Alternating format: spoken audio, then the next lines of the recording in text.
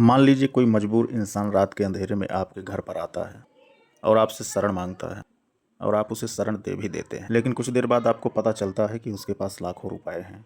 तो क्या आपके मन में लालच आएगा? यही असमंजस थी ठाकुर शहजाद सिंह के सामने। मशहूर कहानी शरणागत में रज्जब नाम का एक कसाई उनके दरवाजे पर शरण लेता है। ठाकुर चाहता तो उसे लूट भी सकता था, क्योंकि उसका स्वभाव भी वैसा ही था। रात बिताने के बाद रज्जब जब अपने घर के लिए निकलता है तो ठाकुर उसे अपने साथियों के साथ रास्ते पर घेर लेता है।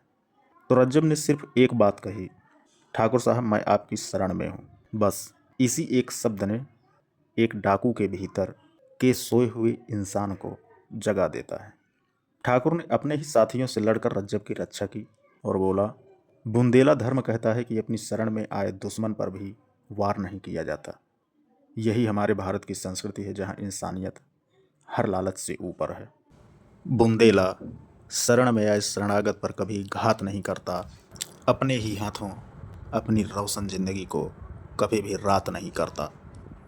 वहीं एक मुंशी प्रेमचंद जी की दूसरी कहानी है मिस पद्मा।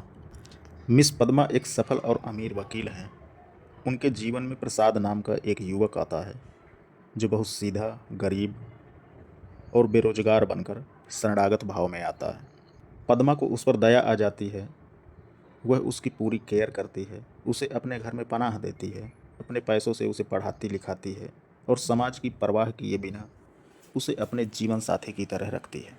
लेकिन जैसे ही प्रसाद की पढ़ाई पूरी होती है और वह खुद वकालत पास करके पैसा कमाने लगता है, उसका असली चेहरा सामने आ जाता है।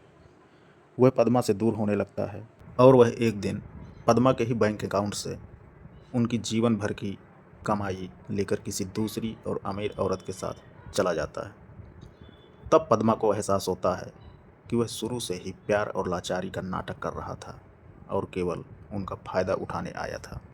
अगर कोई लाचार बनकर आपकी ज़िंदगी में आए, आप उसकी दिल से केयर करें और वो आपका सब कुछ लूट कर चला जाए, तो इसे क्या कहेंगे? वृंदावन लाल वर्मा की कहानी शरणागत में तो शरण में आए व्यक्ति की जान बचाई जाती है, लेकिन आज की रियल लाइफ में शरणागत बनकर आने वाले लोग अक्सर आपकी ही खुशियां लूट लेते हैं।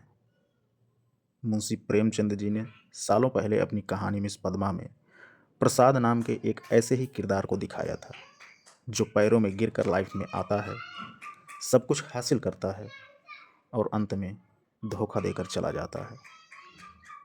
आज के दौर में इंसानियत जरूर रखिए, लेकिन आंखें बंद मत कीजिए। किसी के लिए शहजाद सिंह बनने से पहले यह पक्का कर लीजिए कि सामने वाला वाकई रज्जब है या कोई आस्तीन का सांप। क्या आपके साथ भी कभी ऐसा हुआ है कि किसी ने आपकी अच्छाई का फ़ायदा उठाया हो